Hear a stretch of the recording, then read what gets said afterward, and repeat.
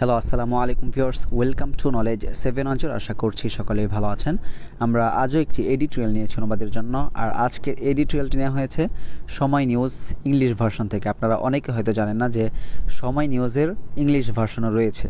So যাই হোক, এটি নেওয়া হয়েছে সময় নিউজ থেকে ইংলিশ ভার্সন। আর আজকের এডিটোরিয়ালের আলোচ্য বিষয় হচ্ছে যে 46th BCS মানে 46তম BCS 46তম BCS পরীক্ষা সম্পর্কিত বিস্তারিত আজকে আলোচনা করা হয়েছে। আর আজকের ক্লাসটিতে আমরা আলোচনা করব এখানকার নতুন নতুন ওয়ার্ডস, ফ্রেজ, ইডিয়মস সম্পর্কে এবং বিশেষ করে স্ট্রাকচার দেখব। আরও বিশেষ করে আমরা দেখব এখানকার যে বিভিন্ন সূক্ষ্ম কিছু গ্রামাটিক্যাল রুল রয়েছে সেগুলো দেখার চেষ্টা করব, যা IELTS শিক্ষার্থীদের জন্য খুব বেশি হেল্পফুল হবে যাদের রিডিংয়ে দুর্বলতা রয়েছে। অর্থাৎ এই ধরনের ক্লাসগুলো আপনার রিডিংয়ের যে দুর্বলতা সেটা কাটিয়ে দেবে। আপনি হন IELTS-এর শিক্ষার্থী বা জব প্রার্থী বা এমনি একাডেমিক স্টুডেন্টস যেই হন না কেন। সো যাই হোক, আমরা শুরু করতে যাই। আমাদের যে হেডলাইন আজকে সেটা হচ্ছে যে 46th BCS preliminary test Friday, 46তম BCS প্রিলিমিনারি পরীক্ষা শুক্রবার। সো খেয়াল করুন, এই যে প্রথম যে একটা স্ট্রাকচার 46th BCS, তারপরে একটা কোলন ব্যবহার করা হয়েছে। এই ধরনের স্ট্রাকচার কিন্তু বিভিন্ন কারণে ব্যবহার করা হয়, তবে আজকে এখানে যে কারণে ব্যবহার করা হয়েছে সেটা হচ্ছে এই ধরনের একটা স্ট্রাকচার ব্যবহার করে এই যে পুরো এডিটোরিয়ালটি কোন বিষয়ে লেখা হয়েছে সেই বিষয়টি প্রথমেই উল্লেখ করা হয়। অর্থাৎ এক কথায় এডিটোরিয়ালের যে আলোচ্য বিষয়, সেই আলোচ্য বিষয়ে প্রথমে একটা ছোট নাউন বা নাউন ফ্রেজ দিয়ে একটা কোলন ব্যবহার করা হয়। সো আমরা কি বুঝতে পারলাম, আমরা যখন একটা রিপোর্ট লিখব বা এই ধরনের একটা এডিটোরিয়াল পড়ব, তখন এই প্রথম ফ্রেজ দিয়ে আমরা বুঝবো যে এটা হচ্ছে আজকের যে এডিটোরিয়াল, সেই এডিটোরিয়ালের আলোচ্য বিষয়। সো আলোচ্য বিষয় হচ্ছে 46th BCS 46তম BCS Bangladesh civil service, এর সংক্ষিপ্ত রূপ BCS। তারপর আমাদের মূল কথা শুরু হচ্ছে যে প্রিলিমিনারি টেস্ট ফ্রাইডে। প্রিলিমিনারি হচ্ছে যে প্রারম্ভিক বা প্রস্তুতিমূলক, আর টেস্ট মানে পরীক্ষা, ফ্রাইডে শুক্রবার। সো এটা কিন্তু হেডলাইন। মূলত বাক্যটি এরকম ছিল যে preliminary test is on Friday, preliminary test is on Friday. একটু আমরা লিখে দেখাচ্ছি, ঠিক আছে। ইজ অন ফ্রাইডে এরকম ছিল, কিন্তু আপনারা জানেন যে হেডলাইনের ক্ষেত্রে কিন্তু টু বি ভার্ব বা অক্সিলারি ভার্বগুলো কিন্তু উজ্জ্ব রাখা হয়, ফেলে দেওয়া হয়। সেই হিসেবে আমরা যেহেতু এটা হেডলাইন, আমরা কি করব, এখান থেকে ইজটা ফেলে দিলাম।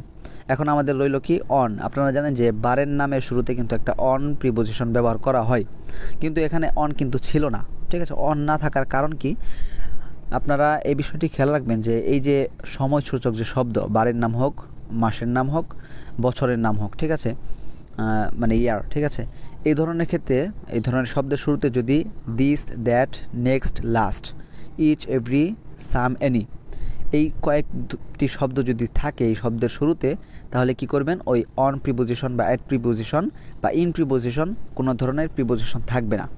আরেকটি সিচুয়েশন যে ক্ষেত্রে আপনি এই প্রিপোজিশনগুলো বাদ দিবেন বা ফেলে দিবেন, সেটা হচ্ছে যে পূর্ব নির্ধারিত বা পূর্ব পরিকল্পিত নির্ধারিত কোনো বিষয়, ঠিক আছে, যে বিষয়ে সাধারণভাবে কোনো বিবৃতি দেওয়া হয়।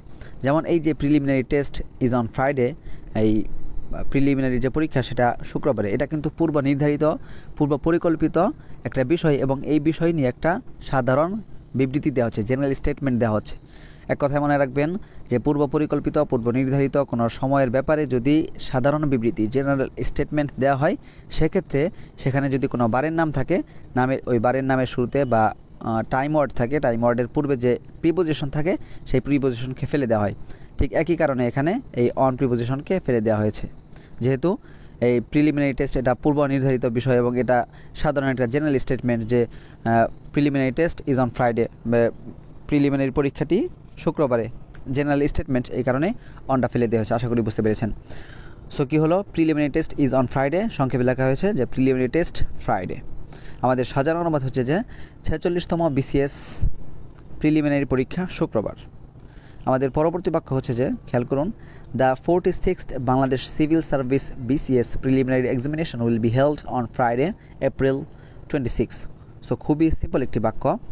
এখানে প্রথমে যে আমাদের বড় একটি ফ্রেজ, সেটা হচ্ছে যে এই যে 46 থেকে শুরু করে এক্সামিনেশন পর্যন্ত একটা বড় একটা ফ্রেজ, এবং এই ফ্রেজটি আমাদের বাক্যের সাবজেক্ট এবং ভার্ব হচ্ছে যে উইল বি হেল্ড। এখন আপনি সবসময় এটা খেয়াল রাখবেন যে যখন একটি ক্লজ তৈরি করা হয় বা একটি সেন্টেন্স তৈরি করা হয় বা একটা ফ্রেজ তৈরি করা হয়, সেখানে কিন্তু একটা হেড ওয়ার্ড থাকে, ঠিক আছে। যদি আপনি একটা ক্লজ তৈরি করেন, ক্লজের মধ্যে হেডওয়ার্ড দুটি, সেটা হচ্ছে সাবজেক্ট এবং ভার্ব। ফ্রেজ তৈরি করলে হেডওয়ার্ড থাকবে একটি, ঠিক আছে, সেটা বিভিন্ন প্রকারের হতে পারে। তেমনি এখানে কি হয়েছে, দ্য 46 থেকে শুরু করে এক্সামিনেশন পর্যন্ত এটা কিন্তু সাবজেক্ট, এবং এটা হচ্ছে নাউন ফ্রেজ, এবং এই নাউন ফ্রেজের একটা হেডওয়ার্ড হচ্ছে যে এক্সামিনেশন, এটা হচ্ছে আমাদের সাবজেক্ট। মূল কথাটা কিন্তু এই যে এতটুকুই, যে এক্সামিনেশন থেকে এই যে উইল বি হেল্ড পর্যন্ত, যে এক্সামিনেশন উইল বি হেল্ড মানে পরীক্ষা অনুষ্ঠিত হবে, এক্সামিনেশন উইল বি হেল্ড পরীক্ষা অনুষ্ঠিত হবে। এখন এগুলোকে কেন্দ্র করে বিভিন্ন মডিফায়ার যুক্ত করা হয়েছে, যে এক্সামিনেশন, এখন এই যে এক্সামিনেশন, এই নাউনকে কেন্দ্র করে বিভিন্ন মডিফায়ার আনা হয়েছে, এবং উইল বি হেল্ড অনুষ্ঠিত হবে, কবে অনুষ্ঠিত হবে, কোথায় অনুষ্ঠিত হবে, এগুলো কিন্তু পরে মডিফায়ার হিসেবে আনা হয়েছে। এখন আমরা দেখব যে এই যে বড় ফ্রেজগুলো, নাউন ফ্রেজগুলো কীভাবে তৈরি করা হয়। প্রথমে একটা ওয়ার্ড নেওয়া হয় যে এক্সামিনেশন, পরীক্ষা। এখন পরীক্ষা কী পরীক্ষা, কেমন পরীক্ষা, তার জন্য একটা এই নাউন নিয়ে আসা হয়েছে, যেটা নাউন অ্যাডজেক্টিভ হিসেবে কাজ করবে, যে প্রিলিমিনারি এক্সামিনেশন পরীক্ষা, কেমন পরীক্ষা, প্রিলিমিনারি এক্সামিনেশন মানে প্রস্তুতিমূলক পরীক্ষা। এখন এই যে প্রিলিমিনারি এক্সামিনেশন, এটাও কিন্তু একটা নাউন ফ্রেজ হয়ে গেল, যে প্রস্তুতিমূলক পরীক্ষা। এখন এই যে প্রস্তুতিমূলক পরীক্ষা, সেটা কিসের প্রস্তুতিমূলক পরীক্ষা, এটার জন্য একটা মডিফায়ার নিয়ে আসবে, সেটা হচ্ছে যে বাংলাদেশ সিভিল সার্ভিস বা বিসিএস বড় একটা নাউন ফ্রেজ, যে নাউন ফ্রেজটি কী করবে, এই নাউন ফ্রেজকে মডিফাই করবে। অর্থাৎ একটা নাউন ফ্রেজ আরেকটি নাউন ফ্রেজকে এই অ্যাডজেক্টিভের মতো করে মডিফাই করে। তেমনি কী হলো, আমরা যদি বলি যে প্রিলিমিনারি এক্সামিনেশন প্রস্তুতিমূলক পরীক্ষা, কিসের প্রস্তুতিমূলক পরীক্ষা, বিসিএস অথবা Bangladesh civil service preliminary examination, মানে বাংলাদেশ সিভিল সার্ভিস বা বেসামরিক পরিষেবার যে প্রস্তুতিমূলক পরীক্ষা সেটা। এখন এই যে খেয়াল করুন, বাংলাদেশ থেকে শুরু করে এক্সামিনেশন পর্যন্ত, এটা কিন্তু একটা নাউন ফ্রেজ হয়ে গেছে। এখন এই নাউন ফ্রেজকে মডিফাই করার জন্য আরেকটি শব্দ নিয়ে আসা হয়েছে, কি 46তম, এটা কিন্তু অ্যাডজেক্টিভ, ঠিক আছে। যে Bangladesh civil service preliminary examination, Bangladesh civil সার্ভিসের প্রস্তুতিমূলক পরীক্ষা, সেটা কততম, সেটাকে মডিফাই করছে আরেকটি শব্দ নিয়ে, যে 46তম। তাহলে কি হলো, এখান থেকেও পুরোটি আমাদের একটা নাউন ফ্রেজ তৈরি হয়ে গেল। তারপর শুরুতে যেটা ছিল আমাদের দ্য আর্টিকেলটি এই এক্সামিনেশনকে মডিফাই করছে, খুব সিম্পল, ঠিক আছে। তাহলে আমাদের বড় একটি নাউন ফ্রেজ হলো। নাউন ফ্রেজের অর্থ হচ্ছে যে 46তম বাংলাদেশ সিভিল সার্ভিস অথবা বিসিএস প্রিলিমিনারি বা প্রস্তুতিমূলক পরীক্ষা বা প্রারম্ভিক পরীক্ষা কী হবে, উইল বি হেল্ড অনুষ্ঠিত হবে। এই যে ভার্বটি খেয়াল করুন, যে হেল্ড শব্দটি কিন্তু হোল্ড থেকে এসেছে, ঠিক আছে, অনুষ্ঠিত করা। আর যদি এটা প্যাসিভে নেওয়া হয় তাহলে অনুষ্ঠিত করা এভাবে হয়। আবার অনেকেই এটাকে এভাবে ব্যাখ্যা করেন যে হেল্ড শব্দটি অ্যাডজেক্টিভ, বি ভার্বটা মেন ভার্ব, ঠিক আছে, এইভাবে অনেকে ব্যাখ্যা করেন। সো কী হলো, আপনারা সবসময় খেয়াল রাখবেন যে কোনো কিছু যখন অনুষ্ঠিত হবে তখন এই ফরম্যাটটা ব্যবহার হবে, যে টু বি হেল্ড, ঠিক আছে। সো উইল বি হেল্ড মানে অনুষ্ঠিত হবে, কখন অনুষ্ঠিত হবে, অন ফ্রাইডে, শুক্রবারে। এখন এই যে শুক্রবার, ঠিক আছে, শুক্রবারটি কোন দিন সেটা একটু স্পষ্ট করার জন্য ব্র্যাকেটে বলা হচ্ছে এপ্রিলের 26 তারিখে। তাহলে কি হলো, এই যে অন ফ্রাইডে, এটা কিন্তু প্রিপোজিশনাল ফ্রেজ, যেটা উইল বি হেল্ড এই ভার্বকে মডিফাই করছে। কারণ কি, ভার্বকে যদি প্রশ্ন করা হয় কখন, কোথায়, কেন, কীভাবে, কী পরিমাণ, কতটুকু, কত সংখ্যক, সেটার উত্তর কিন্তু দিচ্ছে যে অন ফ্রাইডে, শুক্রবারে। আমাদের সাজানো অনুবাদটি যদি আমরা দেখি, যে 46তম বাংলাদেশ সিভিল সার্ভিসের বিসিএস প্রিলিমিনারি পরীক্ষা শুক্রবার 26 এপ্রিল অনুষ্ঠিত হবে। আমাদের পরবর্তী বাক্য হচ্ছে যে the tastes will begin at 10 AM and will continue till 12 PM and will be held simultaneously in Dhaka, Chattogram, Rajshahi, Khulna, Borishal, Sylhet, Rangpur and Mymensingh centers, according to Bangladesh Public Service Commission PSC sources. So খেয়াল করুন, খুবই simple বাক্যগুলো লিখেছে তারা, মানে সময় TV news যেহেতু বাংলাদেশে একটি নিউজ চ্যানেল, ঠিক আছে, সংবাদ সংস্থা, তারা বাঙালিদের মতো করে লিখবে, খুব সিম্পল হবে, এটাই স্বাভাবিক। বিদেশি পত্রিকাগুলোতে একটু কঠিনভাবে থাকে। সো দেখুন যে দ্য টেস্টস, এখানে আমাদের সাবজেক্ট হচ্ছে যে এই টেস্ট শব্দটি মানে পরীক্ষাগুলো, প্লুরাল করা হয়েছে এস যুক্ত করে, যে দ্য টেস্টস এই পরীক্ষাগুলো, নাউন ফ্রেজটি আমাদের সাবজেক্ট। ভার্ব হচ্ছে যে উইল বিগিন, শুরু হবে, খুবই simple, the tastes will begin, এই পরীক্ষাগুলো শুরু হবে, কখন শুরু হবে, অ্যাট 10 AM সকাল 10টায় শুরু হবে। তাহলে কি হলো, দ্য টেস্টস এটা subject, will begin verb, at 10 AM এটা হচ্ছে প্রিপোজিশনাল ফ্রেজ, যেটা অ্যাডভার্ব হিসেবে কাজ করছে উইল বিগিনের। তারপরে কনজাংশন দিয়ে আরেকটি ক্লজ যুক্ত করা হচ্ছে যে উইল কন্টিনিউ, যে অব্যাহত থাকবে বা চলমান থাকবে বা চলবে। এখন খেয়াল করুন, এই যে উইল কন্টিনিউ, এখানে পূর্বে কিন্তু মূলত এই দ্য টেস্ট উজ্জ্ব রয়েছে, মূলত এরকম ছিল যে the test will begin at 10 AM and the test will continue, এরকম ছিল। কিন্তু আপনি সবসময় খেয়াল রাখবেন যে আপনি দুটো ফ্রেজ যখন একত্রে লিখবেন, কনজাংশন ব্যবহার করে, তখন দ্বিতীয় ক্লজে গিয়ে যদি এমন শব্দ থাকে যে শব্দটি পূর্বের ক্লজে ছিল, সেই শব্দগুলো দ্বিতীয় ক্লজে গিয়ে উল্লেখ করার দরকার নেই। সেটা হতে পারে সাবজেক্ট, সেটা হতে পারে অবজেক্ট, সেটা হতে পারে ভার্ব। ঠিক আছে, এটাকেই বলে এলিপসিস। ঠিক আছে, এলিপসিস সম্পর্কে আপনারা হয়তো অনেক জানেন না, এটাকে বলা হয় এলিপসিস। তাহলে কি হলো, দ্য টেস্ট, মূলত এখানেও টেস্ট কী হবে, এলিপসিস করা হয়েছে একই সাবজেক্ট বলে। And the test will continue, অব্যাহত থাকবে, চলমান থাকবে, কখন পর্যন্ত, টিল 12 PM, দুপুর 12টা পর্যন্ত। এই টিল 12 PM এটাও কিন্তু প্রিপোজিশনাল ফ্রেজ, যেটা উইল কন্টিনিউয়ের অ্যাডভার্বিয়াল ফ্রেজ হিসেবে কাজ করছে। তারপর বলা হচ্ছে যে অ্যান্ড উইল বি হেল্ড, এখন এখানেও কিন্তু এই যে দ্য টেস্ট, এটাও কিন্তু এলিপসিস করা হয়েছে যে the test will be held, এই পরীক্ষাগুলো অনুষ্ঠিত হবে। কীভাবে অনুষ্ঠিত হবে, সাইমালটেনিয়াসলি, একযোগে। এখন এই সাইমালটেনিয়াসলির যে বিষয়, সেটা হচ্ছে যে যখন একই কাজ বিভিন্ন জায়গায় একই সময়ে অনুষ্ঠিত হয় তখন, বা করা হয়, সাইমালটেনিয়াস শব্দটি তখন ব্যবহার করা হয়। যদি আপনি কি করতে পারেন, একই সাথে পড়তে পারেন এবং লিখতে পারেন, একই সাথে পড়তে পারেন, লিখতে পারেন, তাহলে সাইমালটেনিয়াসলি শব্দটি ব্যবহার করতে পারেন। যেমন I can read and write simultaneously, অথবা I can simultaneously read and write. তেমনি কী হলো, তো উইল বি হেল্ড, অনুষ্ঠিত হবে সাইমালটেনিয়াসলি, একযোগে। কোথায় একযোগে, বলা হচ্ছে যে in Dhaka, Chittagong, Rajshahi, Khulna, Barisal, Sylhet, Rangpur and Mymensingh centres, এই সকল শাখাগুলোতে, কেন্দ্রগুলোতে। ঠিক আছে, তারপর বলা হচ্ছে যে অ্যাকর্ডিং টু, এই যে পুরো তথ্যটি, এই তথ্যটি কাদের মতে, এই তথ্যটি কে দিয়েছে সেটা পরে বলা হচ্ছে যে অ্যাকর্ডিং টু, অনুসারে, কার অনুসারে, Bangladesh public service commission sources. ঠিক আছে, বাংলাদেশ কি গণ পরিষেবা অধিদপ্তরের যে সূত্র, সেই সূত্র অনুসারে এই কথাটি জানানো হয়েছে, এই কথাটি বলা হয়েছে। এখন একটি বিষয় আপনাদেরকে একটু বলে নিতে চাই, সেটা হচ্ছে যে এই যে অ্যাকর্ডিং টু, এই ধরনের ফ্রেজগুলো কিন্তু অনেক সময় বাক্যের শুরুতে থাকে, অনেক সময় বাক্যের শেষে থাকে। এর মধ্যে পার্থক্য কী? একটা পার্থক্য হচ্ছে যে অনেক সময় কি করে, একটু বাক্যের মধ্যে একটু ভেরিয়েশন আনানোর জন্য, একটু সৌন্দর্য বাড়ানোর জন্য কি করে, কখনো আগে নিয়ে আসা হয়, কখনো পরে নিয়ে আসা হয়।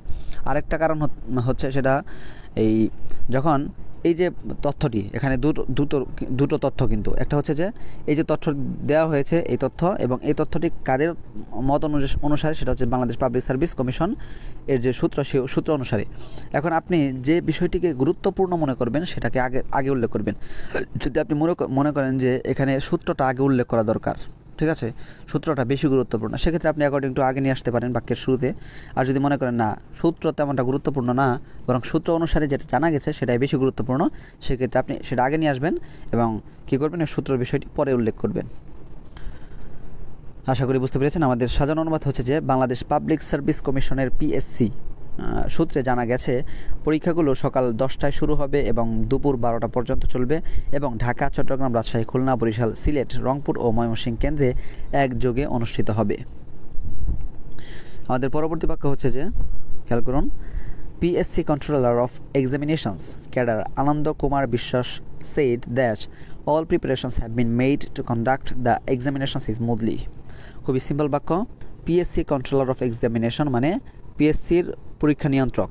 এখানে খেয়াল করুন, এটাও কিন্তু বড় একটা ফ্রেজ, যে ফ্রেজটি কীভাবে তৈরি হয়েছে, প্রথমে নেওয়া হয়েছে যে কন্ট্রোলার অফ এক্সামিনেশন মানে পরীক্ষা নিয়ন্ত্রক, মানে প্রথমে কন্ট্রোলার শব্দটি নেওয়া হয়েছে যে নিয়ন্ত্রক, নিয়ন্ত্রক, কিসের নিয়ন্ত্রক, সেটাকে মডিফাই করার জন্য একটা প্রিপোজিশনাল ফ্রেজ দিয়ে মডিফাই করেছে অফ এক্সামিনেশন, পরীক্ষার নিয়ন্ত্রক বা পরীক্ষা নিয়ন্ত্রক। আপনারা জানেন যে একটা নাউনকে একটা প্রিপোজিশনাল ফ্রেজ কিন্তু মডিফাই করতে পারে, সেই হিসেবে কন্ট্রোলার, নিয়ন্ত্রক, কিসের নিয়ন্ত্রক, অফ এক্সামিনেশন, পরীক্ষার নিয়ন্ত্রক।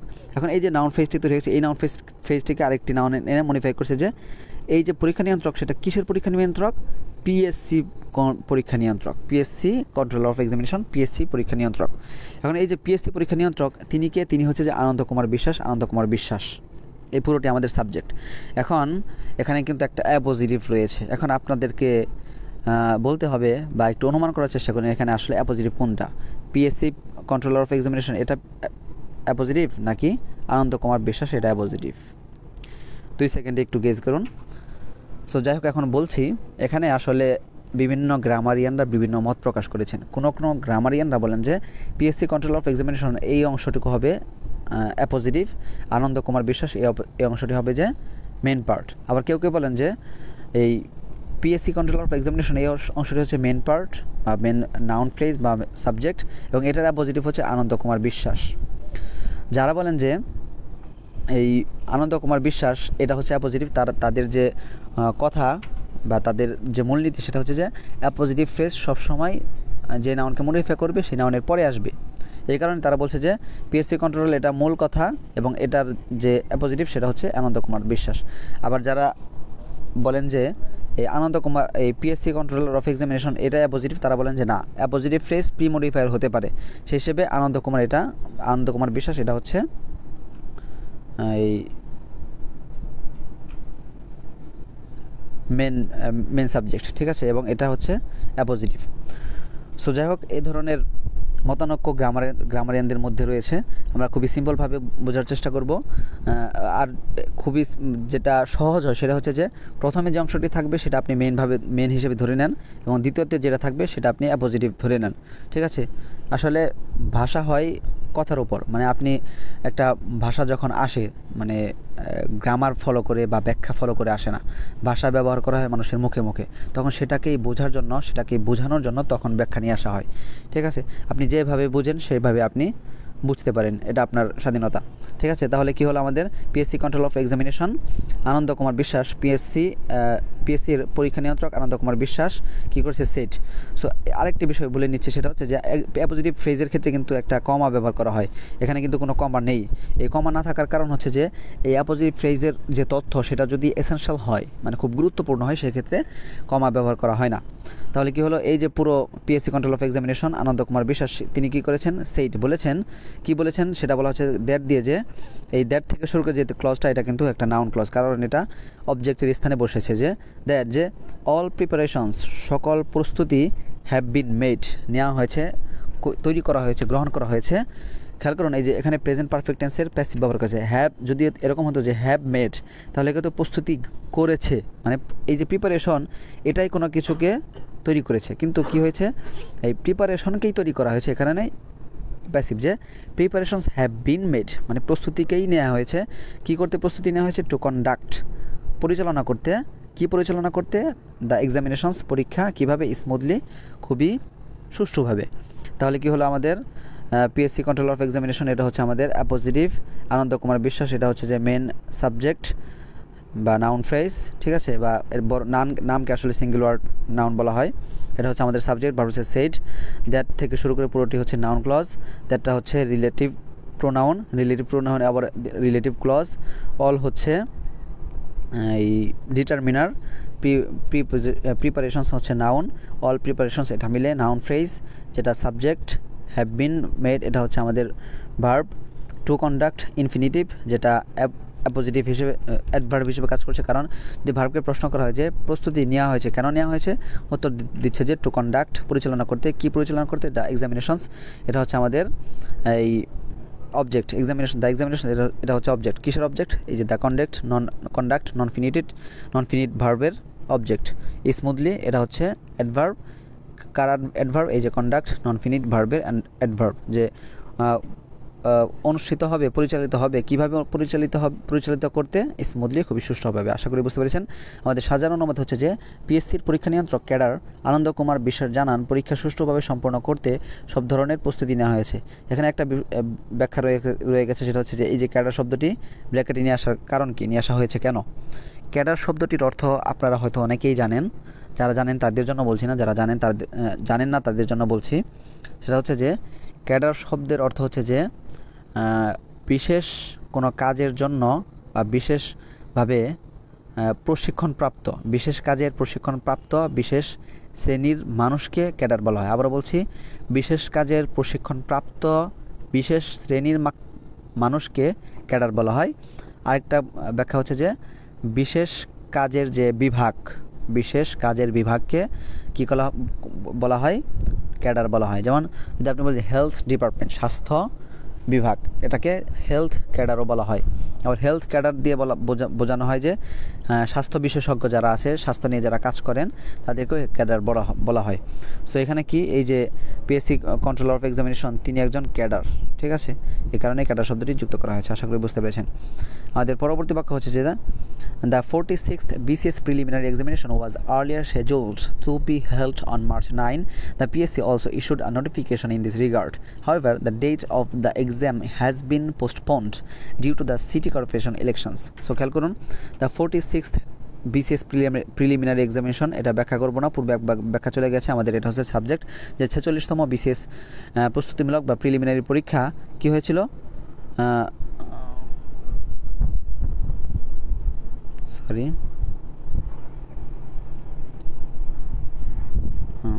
খেয়াল করুন যে 46তম বিসিএস প্রিলিমিনারি পরীক্ষা কী হয়েছিল, ওয়াজ শেজুলড মানে শেজুল মানে হচ্ছে যে নির্ধারণ করা, তফসিল ঘোষণা করা, কোনো কিছুর সময়সূচি ঘোষণা করা, সময়সূচি নির্ধারণ করা, শেজুল অর্থ।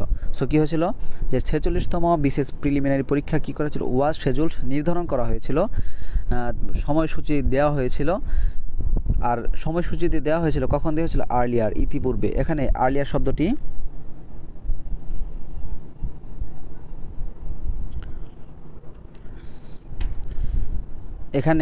শব্দটি অ্যাডজেক্টিভ হিসেবে ব্যবহৃত হয়, আবার অ্যাডভার্ব হিসেবে ব্যবহৃত হয়। মানে আর্লি শব্দ থেকেই কিন্তু আর্লিয়েস্ট বা আর্লিয়ার আসে। মানে আপনি লংম্যান ডিকশনারি যদি সার্চ করেন তাহলে দেখতে পাবেন যে আর্লি শব্দটি অ্যাডভার্ব হিসেবে ব্যবহৃত হয়, অ্যাডজেক্টিভ হিসেবে ব্যবহৃত হয়। এখন এই অ্যাডভার্ব আর্লি সেটারই কিন্তু এই কম্পারেটিভ ডিগ্রি, সেটা হচ্ছে যে আর্লিয়ার। সো এখানে আর্লিয়ার শব্দটি অ্যাডভার্ব হিসেবে ব্যবহৃত হচ্ছে। এই যে ওয়াজ শেজুলড মানে নির্ধারণ করা হয়েছিল, সেটার নির্ধারণ করা হয়েছিল কখন নির্ধারণ করা হয়েছিল, আর্লিয়ার, ইতিপূর্বে।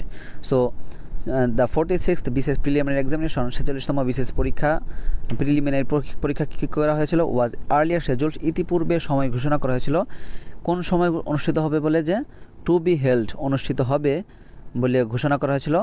কখন অনুষ্ঠিত হবে, অন মার্চ 9, যে মার্চের 9 তারিখে অনুষ্ঠিত হবে বলে সময় ঘোষণা করা হয়েছিল। তার পরবর্তী বাক্য হচ্ছে যে the PSC also issued, PSC public service commission কী করেছে, অলসো পাবলিক সার্ভিস কমিশনও কী করেছে, ইস্যুড মানে জারি করা, প্রকাশ করা। সো ইস্যুড প্রকাশ করেছে বা জারি করেছে, কি জারি করেছে, নোটিফিকেশন, একটি প্রজ্ঞাপন, কোন ব্যাপারে, ইন দিস রিগার্ড, এই ব্যাপারে। হাউএভার, তবে the date of the exam, এই পরীক্ষার তারিখ, হ্যাজ বিন পোস্টপন্ড, মানে পোস্টপোন মানে হচ্ছে যে মুলতবি করা।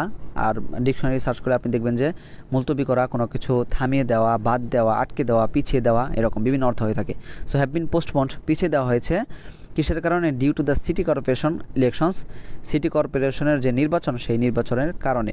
সো আমরা যদি পার্টস অফ স্পিচগুলো একটু দেখি, the 46th BCS preliminary examination, noun phrase, যেটা বাক্যের সাবজেক্ট, ভার্ব হচ্ছে ওয়াজ শেজুলড, নির্ধারণ করা হয়েছিল, আর্লিয়ার হচ্ছে অ্যাডভার্ব, টু বি হেল্পড, অনুষ্ঠিত হবে বলে কি করা হয়েছিল, এই নির্ধারণ করা হয়েছিল। এখানে টু বি হেল্পড এটা কিন্তু ইনফিনিটিভ। আর অন মার্চ 9, মার্চের 9 তারিখে, এটা হচ্ছে প্রিপোজিশনাল ফ্রেজ, যেটা এই টু বি হেল্পড এই নন ফিনিট ভার্বকে মডিফাই করছে। দ্য পিএসসি, এটা হচ্ছে নাউন যেটা বাক্যের subject, also adverb, issued verb, আর নোটিফিকেশন অবজেক্ট, যেটা নাউন ফ্রেজ, আর ইন দিস রিগার্ড, এই ব্যাপারে, প্রিপোজিশনাল ফ্রেজ, যেটা এই নোটিফিকেশন নাউনকে মডিফাই করছে। এই যে নোটিফিকেশন কিসের নোটিফিকেশন, সেটা হচ্ছে ইন দিস রিগার্ড, এই ব্যাপারের নোটিফিকেশন। এই কারণে ইন দিস রিগার্ড এই প্রিপোজিশনাল ফ্রেজটি কী করছে, এই নোটিফিকেশন নাউনকে মডিফাই করছে। হাউএভার, তবে এটা হচ্ছে কানেক্টর, ঠিক আছে। দ্য ডেট অফ এক্সাম, এই পরীক্ষার তারিখ, নাউন ফ্রেজ, যেটা সাবজেক্ট, হ্যাজ বিন পোস্টপন্ড হচ্ছে ভার্ব, প্যাসিভ ভয়েসে রয়েছে, প্রেজেন্ট পারফেক্ট টেন্সের প্যাসিভ ভয়েসে রয়েছে, due to preposition, the city corporation elections, noun phrase, পুরোটা মিলে অ্যাডজেক্টিভ প্রিপোজিশনাল ফ্রেজ। আশা করি বুঝতে পেরেছেন। আমাদের সাজানো অনুবাদ হচ্ছে যে 46তম বিসিএস এর প্রিলিমিনারি পরীক্ষা এর আগে 9 মার্চ অনুষ্ঠিত হওয়ার কথা ছিল। এ বিষয়ে পিএসসি একটি প্রজ্ঞাপন জারি করেছিল, তবে সিটি কর্পোরেশনের নির্বাচনের কারণে পরীক্ষার তারিখ পেছানো হয়েছে। আমাদের পরবর্তী বাক্য হচ্ছে যে the notification for the 46th BCS was released on November 30 last year. The application period was extended until December 31 with applications for the 46th BCS opening on December 10। So খেয়াল করুন, এখানে সূক্ষ্ম দু একটি গ্রামাটিক্যাল রুল রয়েছে, আমরা দেখব। The notification, এই যে প্রজ্ঞাপন, কি হয়েছিল, প্রজ্ঞাপনটি ওয়াজ রিলিজড, প্রকাশ করা হয়েছিল। এখন এই প্রজ্ঞাপনটি কিসের প্রজ্ঞাপন, সেটার জন্য একটা মডিফায়ার নিয়ে আসা হয়েছে প্রিপোজিশনাল ফ্রেজ দিয়ে, যে ফর দ্য 46th BCS, মানে 46তম BCS এর যে প্রজ্ঞাপন, সেই প্রজ্ঞাপন কী করা হয়েছিল, ওয়াজ রিলিজড, প্রকাশ করা হয়েছিল। সবসময় খেয়াল রাখবেন যে একটা ফ্রেজের কিন্তু একটা হেডওয়ার্ড থাকে, তেমনি এখানেও এই নোটিফিকেশনটা হচ্ছে হেডওয়ার্ড, যেটাকে মডিফাই করা হয়েছে এই ফর দ্য 46th BCS, মানে 46তম BCS-এর নোটিফিকেশন বা প্রজ্ঞাপন। এখন একটু খেয়াল করুন যে এই যে ফর প্রিপোজিশন নিয়ে আসা হয়েছে, এখানে কিন্তু অফ প্রিপোজিশনও আনা যেতে পারে বা আনলেও কিন্তু সঠিক হতো, কিন্তু অফ প্রিপোজিশন না এনে তারা ফরটি এনেছে কেন? এই অফ এবং ফরের মধ্যে একটু সূক্ষ্ম পার্থক্য রয়েছে। সেটা হচ্ছে যে অফের যে অনুবাদ সেটা হচ্ছে র, আর ফরের অনুবাদও কিন্তু র বা এর মতোই হয়, কিন্তু যে সেন্সুয়াল যে একটা পার্থক্য সেটা হচ্ছে যে অফ দিয়ে বোঝানো হয় কোনো কিছুর মালিকানাধীন, ঠিক আছে, মালিকানায় রয়েছে, ঠিক আছে, এরকম একটা সেন্স ক্রিয়েট করে। আর ফর দিয়ে বোঝানো হয় যে কোনো কিছুর উদ্দেশ্যে বা কোনো কিছুর নিয়তে এরকম। কিভাবে?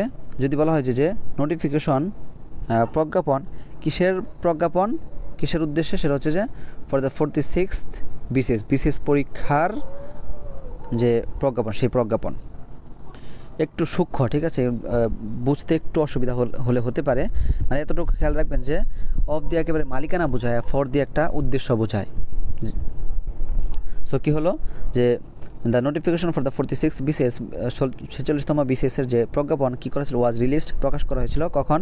অন নভেম্বর 30, নভেম্বরের 30 তারিখে, লাস্ট ইয়ার, গত বছর।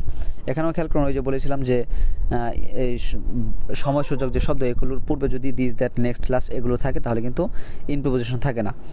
এরকম ছিল যে মূলত এরকম ছিল ইন ইয়ার, এরকম ছিল ইন লাস্ট ইয়ার, কিন্তু এই লাস্ট শব্দটি থাকার কারণে এই ইনটাকে বাদ দেওয়া হয়েছে, ইন লাস্ট ইয়ার, গত বছরে। তাহলে এখানে কী হলো, লাস্টে এটা কিন্তু একটা নাউন ফ্রেজটি কী করেছে, এই ওয়াজ রিলিজডকে মডিফাই করছে অ্যাডভার্বিয়াল ফ্রেজ হিসেবে।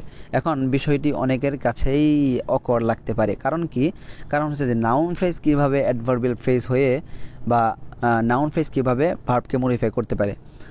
শুনতে অকওয়ার্ড লাগলেও অবশ্যই নাউন ফ্রেজ বা নাউন একটা ভার্বকে অ্যাডভার্ব হয়ে মডিফাই করতে পারে। যেমন একটা উদাহরণ হচ্ছে যে আই গো হোম, আমি বাড়ি যাই। এখন এই যে হোম শব্দটি, এটা কিন্তু নাউন, অবশ্যই একদম নিরেট নাউন, তবে এখানে হোম শব্দটি অ্যাডভার্ব হিসেবে কাজ করছে। কারণ যদি আমি ভার্বকে প্রশ্ন করি যে আমি কোথায় যাই, উত্তর দিচ্ছে যে হোম, বাড়িতে যাই। তেমনি লাস্ট ইয়ার, গত বছর, এটা কিন্তু নাউন ফ্রেজ, তবে যেহেতু এটা সময় নির্দেশ করছে, ওয়াজ রিলিজড প্রকাশের সময় নির্দেশ করছে, সেহেতু এটা অ্যাডভার্বিয়াল ফ্রেজ। আশা করছি বুঝতে পেরেছেন। তাহলে আমাদের পরবর্তী অংশ হচ্ছে দ্য অ্যাপ্লিকেশন পিরিয়ড, মানে আবেদনের সময় কী করা হয়েছিল, ওয়াজ এক্সটেন্ডেড, বৃদ্ধি করা হয়েছিল। পাস্ট সিম্পল টেন্সের প্যাসিভ করা হয়েছে, যে এক্সটেন্ড মানে বৃদ্ধি করা, ঠিক আছে। যদি এরকম থাকতো যে দ্য অ্যাপ্লিকেশন পিরিয়ড এক্সটেন্ডেড, অর্থ হতো যে এই আবেদনের সময়টি কী করেছে, কোনো কিছুকে বৃদ্ধি করেছে, কিন্তু এখানে উদ্দেশ্য হচ্ছে যে আবেদনের সময়কেই বৃদ্ধি করা হয়েছে, এই কারণে প্যাসিভ। যে the application period was extended, আবেদনের সময়কে বৃদ্ধি করা হয়েছিল কখন পর্যন্ত? আনটিল ডিসেম্বর 31, ডিসেম্বরের 30 তারিখ পর্যন্ত। সেই সাথে with applications for the 46th BCS opening on December 10। এখানে খেয়াল করুন একটু সূক্ষ্ম বিষয়, সেটা হচ্ছে যে এই যে উইথ থেকে শুরু করে এই 10 পর্যন্ত, এটা কিন্তু একটা অ্যাবসলিউট ফ্রেজ সম্পর্কে যারা জানেন না, অ্যাবসলিউট ফ্রেজ সম্পর্কে একটা ক্লাস বানানো আছে, আপনারা চাইলে দেখে নিতে পারেন, স্বচ্ছ ক্লিয়ার ধারণা চলে আসবে। সো অ্যাবসলিউট ফ্রেজ তৈরি করা হয় একটা আসলে ক্লজ থেকে, মানে একটা ক্লজ থাকে, বড় একটি বাক্য যেখানে কয়েকটি ক্লজ থাকতে পারে, সেই ক্লজকে ভেঙে আপনি অনেক সময় বাক্যের ভেরিয়েশনের জন্য আরও বিভিন্ন কারণে অ্যাবসলিউট ফ্রেজ আনা হয়। সো মূলত এরকম ছিল, আমি একটু আগে কীরকম ছিল সেটা দেখাচ্ছি। এই উইথটা ছিল না, ঠিক আছে, উইথ ছিল না, কী ছিল, যে applications for the 46th BCS was opening on December 10।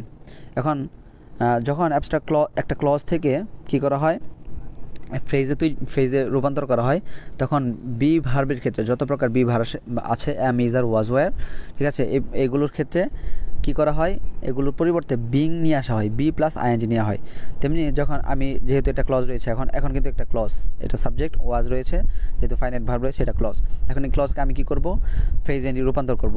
তাহলে কি নিয়ম হচ্ছে যে বি ভার্বের ক্ষেত্রে বিং নিয়ে আসা হয়, ওয়াজকে পরিবর্তন করে আমি বিং যুক্ত করব।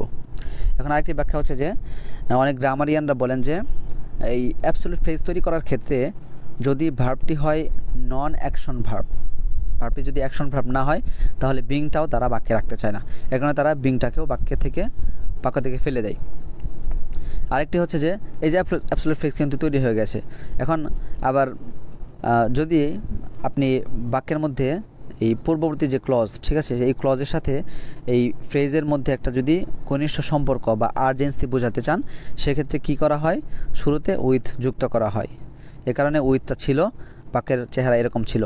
আর ওপেনিং শব্দটি এখানে ভার্বের প্রেজেন্ট পার্টিসিপল দেখতে পেলেও এটা মূলত এখানে অ্যাডজেক্টিভ অথবা নাউন হিসেবে ব্যবহৃত হয়েছে। আপনি লংম্যান ডিকশনারি সার্চ করলে দেখবেন যে ওপেনিং শব্দটি অ্যাডজেক্টিভ হিসেবে ব্যবহৃত হয়, নাউন হিসেবে ব্যবহৃত হয়।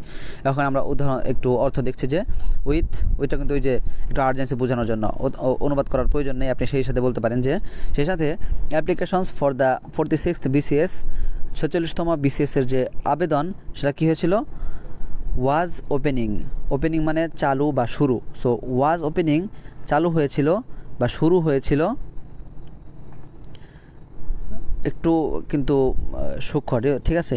মানে ওয়াজ ওপেনিং যদি বলে অনেকেই বলবে যে শুরু হচ্ছিল এরকম, কিন্তু না, ওয়াজটা হচ্ছে এখানে বি ভার্ব মূলত, আর ওপেনিং এটা নাউন হিসেবে ব্যবহৃত হয়েছে বা অথবা অ্যাডজেক্টিভ হিসেবে ব্যবহৃত হয়েছে। যে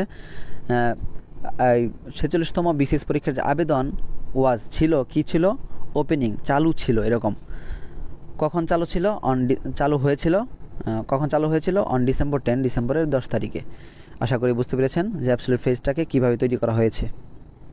আমাদের সাজানো অনুবাদ হচ্ছে যে গত বছরের 30 নভেম্বর 46তম BCS-এর বিজ্ঞপ্তি প্রকাশ করা হয়।